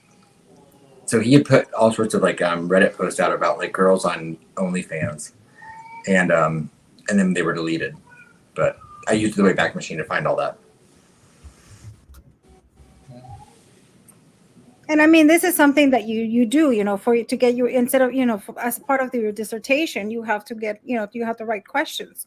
But this is usually not the way to do it. You don't go, I mean, you can use Reddit, but you have to have more of a control. So, you have to be more verified, because how can you verify the people? So usually you do it, you take a test, a sample, you want to have a more control data. So basically you go to the college and you do it, to people that basically, I mean, you can do it online, but the method that he did it was, I guess, what people were questioning, because, he wanted to. Mm-hmm. Sorry, Alexa, finish what you're saying. No. He just wanted to reach out more people. I guess that's what he wanted to do. Yeah, just see the question there from CH. I would love to hear everyone's theory on how the murders could happen with two awake people in two different locations. How would there not be noise, i.e., X and E would hear the girls upstairs? So I guess, is he talking about Xana and Ethen, or is he talking about, or is CH talking about Dylan and Bethany? I would love to hear I everyone's think theory either. on I how mean, Let's see. I think the Um, first two they were compare. probably. I mean, I think Kaylee and Maddie were probably really fast. I think it was. You went there. He went there. He killed them, and probably there was noise struggling, but there wasn't too much noise. I think most of the noise Mhm. came when he was killing Xana and Ethen. I I mean, think that's where the most of the noise probably came in. yeah, In like my Dylan's opinion. room is in the middle. I mean, those two rooms are more farther apart. Um, like, I mean, there's clearly ones here and then the ones on the opposite. Like they're literally on opposite sides of the house, whereas Dylan's is in the middle there. So if anyone, it's like Dylan, like what up? like really, all this is going on in your house, and you're just like, oh, cut down the But noise. she did hear. She did say she did hear. She Well, no, just she did didn't. hear noise, right? And she kind of like looked out 3 times. It was, but I just mean, isn't it the most absurd thing to know that during this time that she's opening up the door, thinking that Kaylee's playing with What's the dog happening? or whatever, Yeah. like, and then all this is going on? Like, who would think Mhm. that all this was going on in the house, right? And that's why Mhm. when, say, Brian walked by, it was just like, okay, Mhm. like, she heard noise, basically, shut the F up type of thing was said. And then it was like, opens whatever, has the door, sees Brian, but just thinks it's like a guest, and then he's going out that way, and she shuts the door and closes it and goes back to sleep, Right. and then it's the most absurd thing, to know that you're in the midst of all this, you're opening up doors, and just absurd. Yeah. I think The you made a dog good was point in as well. Kaylee's room. Go ahead, sorry. Yeah, I think you made a good point earlier as well, Sonny. This was a high traffic house, wasn't it? A lot of people coming and going, particularly it's a weekend, a lot of noise, a lot of hollering and banging about would be commonplace, on a Saturday Yeah. night there, wouldn't it? Yeah. Miss Doug Glover donated to you. Thank you, Mr. Douglas. Oh, Miss Dog Lover, thank you very much. Hey, all great life. Sorry, October. What sentence do you think Keegan Klein will get now he's pleaded guilty? That's a very good question, actually. I mean, Christ Almighty, he's facing a hell of a lot of charges still, isn't he? That document you sent me earlier, Sonny. I mean, Yeah. bloody hell. You know what? I have no idea what he's gonna get. I don't even know. At What do least you're talking about a minimum, I would say. I'm thinking like 25, 15, 25. Yeah, I would 15? say like 20 to 30 years Yeah. minimum. I think. I mean, I don't know the law in Idaho, Unless but I think. they're half time, one day owed, Mhm. one day this. And Right. again, it depends if it runs concurrent or Or consecutive as well. So Mhm. who knows? I mean, it might just all be off one and run concurrent. I That's mean, what he's they were still talking young about. enough. He's still young enough that he is going to come out, but he'll be pretty old. Yeah. Probably die from eating too many honey buns or something like that, to be honest with you. The thing is, he's got so many charges. He surely would have been better off just saying not guilty and just took the chance, really. Well, that's the question. Yeah. So why? So if there's no benefit to him, why did Right, he? there has to be a benefit. There's got to There be, has hasn't There there? has to be. Yeah. I mean, I struggle to believe that he has absolutely no connection at all. I mean, I really Yeah. struggle to believe that Well, to the Yeah. Delphi murders. Can I speculate something really quickly? Because the only information that we're going off of with anything with Keegan Klein, because Keegan Klein's he's never been charged with anything regarding Delphi, and so anything that we're talking about is all from his CSAM charges and things like that. And so we know there's no plea deal. I mean, the state has said there's no plea deal offered for his CSAM charges. That doesn't mean there might not be an arrangement made in another case where he might be given immunity from something else, so he's taking the better deal by accepting his charges with the CSAM. Right. I'm Right. not saying that's true. I'm just saying it's a possibility. It's a possibility. Mm-hmm. Mm-hmm. Mm-hmm. Yeah. Could be. Yeah. Just going to catch up with the comments a second. Oh yeah. Yeah, that's what we're gonna do. We're gonna go over that tonight on the live, I think, because we have a live at 9:30. Are you doing another one? Are you? Yeah. You know, that's how we roll here, right? Boom, boom, boom, boom, boom, right? Yeah, and but as I said earlier, I've put the links to It's a Crime and Shame, which you'll see Sunny and Aspen on. Also, Aspen's individual channel is linked in a video description box below. But sadly, Alexza hasn't got with the program. She doesn't have a YouTube account, but hopefully we'll change that once she sorts her internet out. We'll get it. We'll get it. I'm really working. I'm thinking about it. As soon as I'm renovating my closet / office, as soon as that's done, and it should be done within the next week or so, hopefully 2 weeks, depending. So as soon as I have that, then I have more privacy, then I can focus on my stuff. So then I can start it. So I actually started looking at games. So I'm getting. What are you drinking there, Alexza? By the way, I'm drinking champagne. Actually. Oh, living the dream. There's a champagne and caviar. I've got a cup of tea. I saw the bottle. I was like, it's getting a little lonely. My poor bottle. So I was like, let's go. I'll join you at 9:30 tonight, or Eastern Standard Time. I'll join you. I figure, it's 5 o'clock. I mean, you guys 9 o'clock. I was like, it's time to drink. I usually don't drink, but the four of us encompass quite the time zone difference here. He doesn't drink.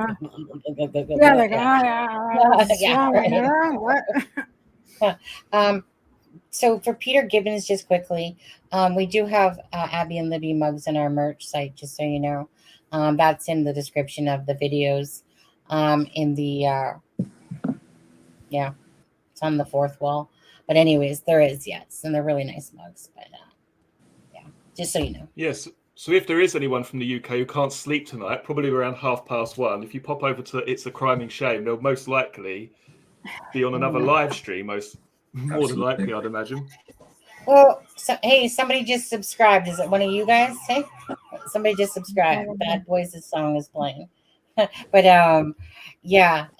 we cover really the same cases, to be honest with you. I mean, we obviously didn't cover Essex, but meaning Delphi, Idaho, Nicola Bully. That one, I'm going to be dropping it. I know I've been working on it for about a week now, well, at least 5 days, but I will be dropping that video probably in the morning sometime. They'll have the autopsy results by the time you get that video out. The thing about it is when you deal with somewhat of animation, or at least trying to put the animation of, like, say, the people moving somewhat, it's very time consuming. And then by the time you get to a certain point, you're so drained, you almost got to go have a nap every couple hours, just because it's very mentally challenging work sometimes. So let me put it this way. I always sometimes go a little bit more than I should. And you know what I mean? And then after I'm into it, I'm like, well, I can't go back now. I got to finish it, but anyways, so, so I'll be dropping that one. I've told John for about 4 days now that I've got a video that I'm going to working on it. Right. I did have an idea though, Slay. I don't know if we can make this happen at some point, but I had this idea that obviously, as you guys don't know much about the Essex Boys case, but there's a lot of information out there. I had this idea of doing a live stream and sort of presenting you the evidence and seeing what you think in terms, because you don't have the information. It'd be quite interesting to see how you guys would piece the information together from the discovery of the bodies. What would you look at next? I just think that'd be quite an interesting, quite an interesting aspect. I was gonna say, you're gonna come on our show again, and you're gonna do Delphi with us. Yeah. Okay, we're gonna do Delphi, and then if you want, we'll come back on yours and we'll do Essex, eh? Yeah, I'm definitely up for that. And I think we should do another Nicola Bully one at some point as well. Absolutely. Thank you, Angel. Definitely. Mm-hmm. Right, before we sign off, there is hopefully we'll get the postmortem. Hopefully we'll get it. June, saying hopefully we'll get the postmortem. Hopefully within, I would say, they say June. I think by the end of May. I think May should be the month that they should have it done. But we'll see. Mm-hmm. Then before we go, Alexza has put a link. Well, no, Alexza hasn't put a link. No, I've put a link in there. I've put a link in the video description box below for a GoFundMe, which Alexa's going to talk a little bit about. And obviously, I'm going to donate to that after we finish the stream. Thank you. And no, and I truly appreciate you allowing me to say no. What I said is I traveled to Guatemala on business a couple weeks ago, and when I was there, I met this adorable boy, 9-year-old Manuelito, and he completely, stole my heart. His family is struggling, obviously third world country. They don't have as much money. His dad died a couple months ago. Then his grandmother had a stroke, and the grandmother was the one that was, helping the family after the father died. So now basically the mother is the only one that can pay for the family. And so now they're making a decision that it's either he stays in school, him and his sister, or he goes to work. So I said, my friend of mine gave me the idea to start a GoFundMe. So, and I know that times are hard, and I know that everybody doesn't have the cash, but if you guys have the cash, please, help me. It's a really good, cause. And I said, right now I'm paying for their rent and their food. I promised to pay for a year. So, I wish I would have known about the school before, but, I couldn't back up now. So if anybody can help me, please, I would appreciate it. And you will find a link to that at the very bottom of the video description. If you go on the video description right at the bottom there, and you should see a donation from me afterwards, Alexza. Anyway, I'll put some of my hard-earned put some of my hard-earned cash to it. Thank you. I truly appreciate it. No, you're more than welcome. You're more than welcome. You're a massive asset to these live streams. So yeah, you're more than welcome. And before we go, as I say, the links to It's a Criming Shame and Aspen's individual channel, which hopefully we shall appear on at some point. They're also in the video description box below, so do check those out. And you're on a stream later, did you say, Sunny? Yeah, I told my husband I have a couple lives tonight. My husband's British, by the way. He came over from the UK for me 8 years ago. You stole him. Yes. Yeah. He's an amazing person. Kidnapped him. Yeah. He's still in the Commonwealth, right? I keep telling him, I'm like, you're the best. I said, you're my favorite husband. He's just like, oh, gee, thanks. But anyways, yeah. Told him I had a couple of lives going on today. So it's just kind of like YOLO, right? And thank you guys for whoever did stuff and stuff like that. And John, always a pleasure, of course. John's a really great guy. We've talked pretty much each day. He usually wakes me up at some point with a good morning, what do you always do? You always go, what do you always say? On the voice clips. Yo! Says, yo! First thing in the thing. I don't get voice messages. It's just a warm me up. That's because you're not on WhatsApp. Have you got WhatsApp, Alexza and Aspen? I have WhatsApp. Yeah, I've used it. Yeah. Yeah, my people will talk to your people. Ryan, my husband's from Nuneaton. Nuneaton, near Birmingham. You guys would know where it is, obviously, I'm sure, but that's where he's from. Yeah.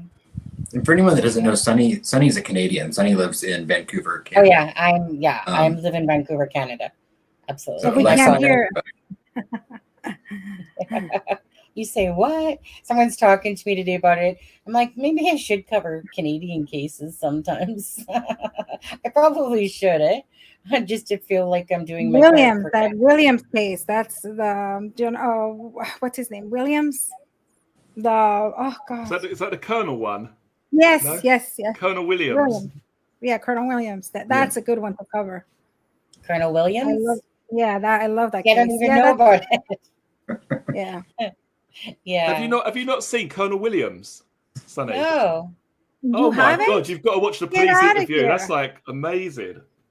Yeah, you should watch it. I'll send it to you. I haven't either, Sunny. Wait, you haven't? Oh my God! You guys just give me a gist. What's it about? Colonel Williams. It's about this. He was in the military. He even escorted the Queen of England, and he used to dress as with women lingerie, and he went around killing people at night. Oh, nobody suspected. In the lingerie? He would wear the lingerie. Sounds like a case for CD. Actually, Sounds like a case for CD. It's a really good case. It's not that guy that got caught for where he was going into girls' houses or at nighttime, was it? Yeah, that's how he got caught. No. Yeah. And then they interviewed him, and then he basically, we basically got caught there red-handed. Is that the guy? Like, I think then if that's the one, I'm sure you probably heard because he went. if that's he was the one, then I everywhere. know of it. I'm pretty sure you Yeah. do. Okay, maybe I just didn't. I haven't When heard you of it. see in a long him, when time. you see him, you will know. I mean, that case. I mean, Yeah. especially because he used to. He was with the Queen of England, so that was like a big shockwaves. I mean, and he was highly decorated. Yeah. I'll look it up. I think it's yes, and I think this is the one that I didn't recognize it till I seen the video, and then I was like, "Oh, yeah, that police interrogation is beautiful. Like that's yes, okay, so that is the one then. Okay, and Mhm. do you know I want to kick myself because it only dawned on me the other day when I was in England like 4 years ago. So growing up in Canada, one of my favorite cartoons was Paddington Bear, arrives on your Oh my doorstep. gosh. And then I didn't even go see Nottingham where I was in the UK. Yeah, Nottingham. That's where Paddington Bear was from, I remember. Is it that Nottingham? I thought it was Pat. I don't know where. No, I don't know Nottingham. where he's from, actually. Is he? Yeah, Nottingham. I thought he just lived at the train station. No, he's in Nottingham. Because I remember it would come on TV, Paddington Bear, and it was like my favorite little cartoon that I used to like watching. And I was like, all of a sudden I see Nottingham, and I'm like, I didn't even go to Nottingham. Yeah. All I know is that he eats marmalade sandwiches. Oh, well, don't try to turn me off right now with that. What's that stuff? What's that black guitar-y stuff? Marmalade? Marmite. Marmite. Yeah. Oh God, love a bit of Marmite. Australian one. Oh, the Vegemite. Oh. Yeah. That's in Australia, I think. Yeah, the Australian. Oh God, no. Sorry. No. Anyways, yeah.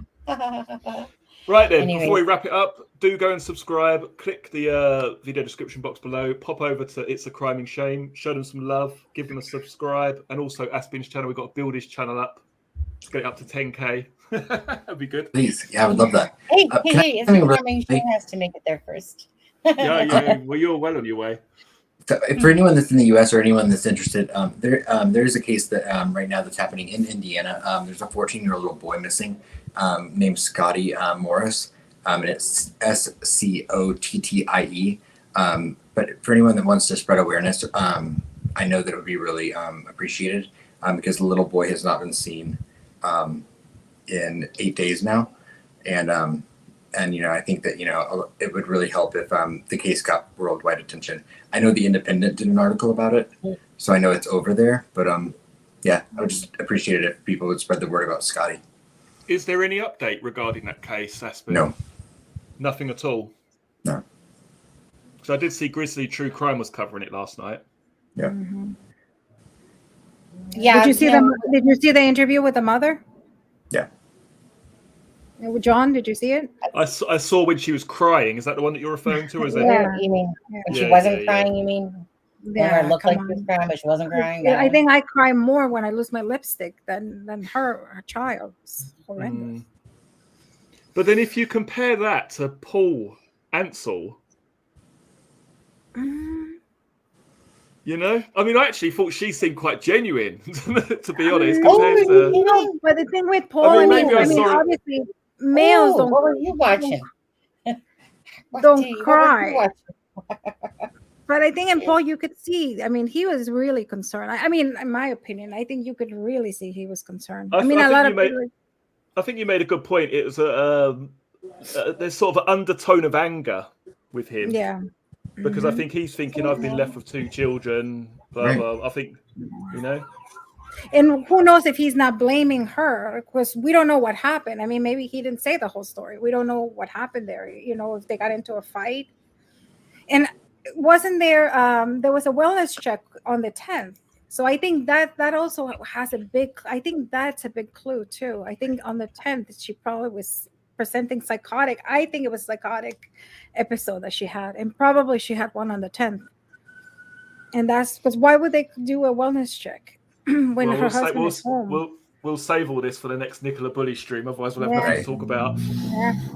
Yeah, I'm just so disappointed because I just remember Paddington Bear in Nottingham. I remember the cheer, and these people are telling me that it's untrue now. And it's like Peru or something. I thought it was the guy with the bow and arrow that lived in Nottingham, not Paddington No, Bear. Yeah, you're yeah, Robin Hood. yeah. No. Sunny's gonna go to London and look for King go and look I for know. What happened the was- Harry Potter platform. They probably like, where is talked about Nottingham in the show, and that's why it sticks in my memory. They were probably speaking of Nottingham because I remember it. And so it was probably more that they were talking about it in one of the shows as they were doing the thing. And I've always just had it in my head that Paddington was from Nottingham. You know what? In my head, people, I'm still leaving it that way after 53 years of being on this earth. All right? Keep it like that then. No. Okay. John, thank you again so much for having us. We'll be on live at 9:30 Eastern Standard Time. We'll be covering the Delphi case over here. And again, I'll be dropping a Nicola Bully video tomorrow on there. But thanks again for doing our live with us on It's a Crime and Shame. And thank you so much. And thank you guys for joining us. Thank you to Aspen, Alexza, and you for Sunny. having me. Much appreciated. Hope everyone has a great evening. We'll be doing this again in the future. So we'll be back, sometime definitely in the near future. Thanks everyone for tuning in this evening and for the super chats. It's greatly appreciated. And one last time, don't forget to pop over to their channels, give them a subscribe, tell them that Crime Scene to Courtroom sent you over. Thank you, guys. Appreciative. Yeah. Thank you. Have a good night. Take care, guys. Thank you. Have a See good you night, soon. everybody. Thank you. Appreciate Bye. it. Mhm.